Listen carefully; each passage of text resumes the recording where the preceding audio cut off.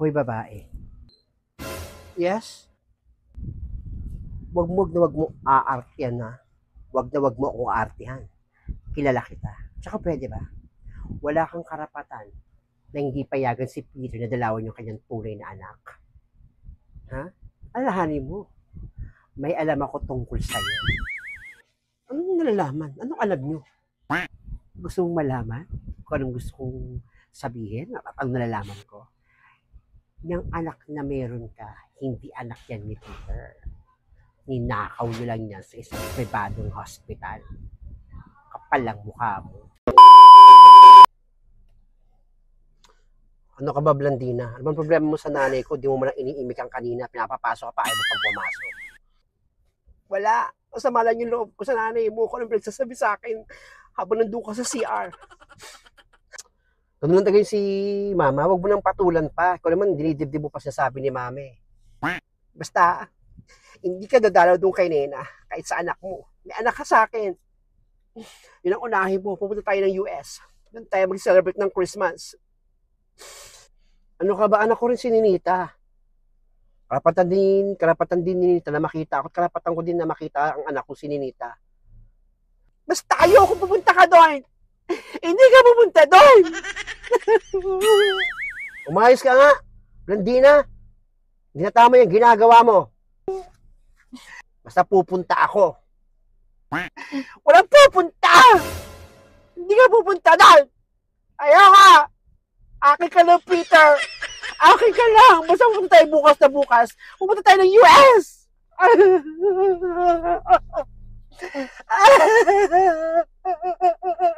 Bahala ka, mag-iiyak. Bahala ka. Meanwhile, Manong, idaan mo ako sa bilihan ng mga bags, ha? Bibili ako ng bags para sa anak ko. O, Blandina, napatawag ka. Nandito pa ako sa Singapore. Bakit? Teka, bakit parang naiyak ka? Ano?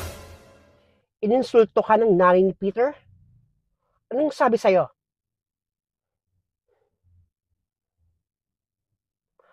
Ano? Si Peter ang tatay ng kambal ni Nena? Mawalang ya. O, sige. Mag-iingat ka dyan. Uwi agad ako. Sige na. Uwi agad ako. Mag-iingat ka. Tumigil ka sa kakaiyak. Di ba tinuruan kita maging matapang?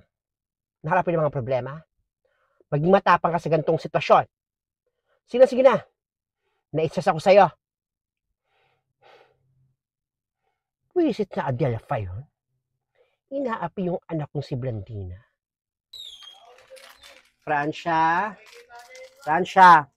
Mano po yun, ma? Bukas mamili ka, ha? Ang konti na pala ng parinda natin, yung kung napansin. May benta ba? O, ma, may benta. Hindi sa perahan nilalagay ko. Buti naman, baka binabawas-bawasan mo yun, wala tayong ipapamay sa tindahan, yung ating kumukuha ng pang araw-araw natin. Kuya mo, dumalaw nga, wala namang binigay na pera. Yung kuya mo, parang wala rin silbi. Excuse me, mano, hindi ko kinukuha yung benta dyan sa tindahan. Si mama, parang tamang hinala eh. Parang adik lang, dapat natokang ka nun. Hello, Aling Adelpha. O, bakit ligaya? Wala, napansin ko na kasi kayo na parang may dumating sa'yo, may dumalaw sa inyo isang lalaki, pati isang babae. Sino yung mga yun?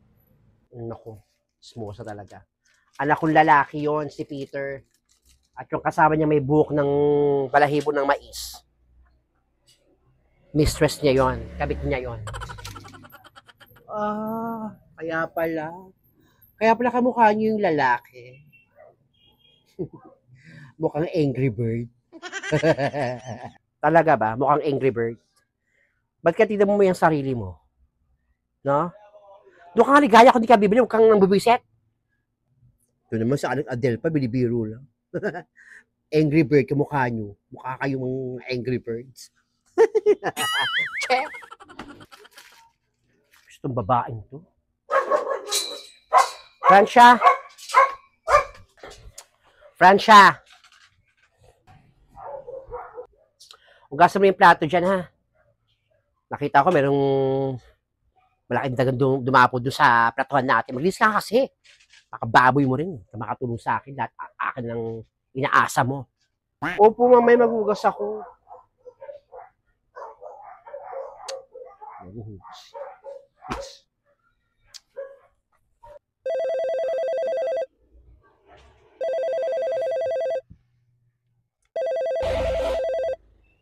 Tumatawag ang nanay ni Blandina. Mukhang nakapagsumbong na yung babae. Hello? Hoy, Adelpha. Anong pinagsasabi mo sa anak ko? Ininsulto mo daw siya. Kapal ang pagmumukha mo. Well, sinabi ko naman ang katotohanan. Excuse me, hindi ko ininsulto yung anak mo. Sinabi ko lang yung katotohanan sa kanya para magising-gising siya. Magdi ka magsasasagot, ha? Humanda ka sa akin. Hintay mo ako dyan. Humanda ka. Tignan ko lang kapag pinalayas ko kayo sa bahay na yan at saan kayo puluting mag-ina. Hindi ako natatakot sa'yo kung umuwi ka rito at harapin mo ako. Hintayin kita. Sige, hintayin kita. At hindi ako natatakot papalayas mo ko rito sa bahay na to. Basta umuwi ka, hihintayin kita. Ha? Maghaharap tayong dalawa. Hindi ako natatakot sa yung babae ka. Kakalabanin mo talaga ako. Manda ka sa akin. Manong driver, huwag mo na ako idaan sa bila ng bags. Idaan mo ako sa airport. Uwi ako ngayon din sa Pilipinas. Kung alam tatakot ako sa'yo, bruha ka, ikaw ang mastermind ng pagkuha dun sa bata. Tignan ko lang kung di ka damputin ng mga polis kapag minagditahan mo ko. Tignan ko lang. Sino naman yung kausap mo ba? Parang... sino pa? Nay ni Blandina. Tinatakot niya ako at palalayasin niya daw tayo sa bahay na to. Tignan ko lang kung mapalayas niya tayo. Kapag sinubukan siya sa pulis na siya ang mastermind ng pagkuha dun sa bata ng bit-bit ni Blandina ngayon. Tama, masumbo mo sa pulis. Maldita yung matandang yun eh. Alam mo sinong mayaman kung manlait yung tao. Tama, masumbo mo sa authority para doon niya ilabas yung kamalditahan niya sa kulungan. Akala niya, mamalditahan niya pa ako. Hindi ako natatakot. Siya dapat ang matakot sa akin. Dahil kapag tinalak ko ang katotohanan sa authority, makukulong siya. Nagugas ka ng plato? Opo, malagugas na ako. Sakit nga sa kamay, yung sabon. Buti naman.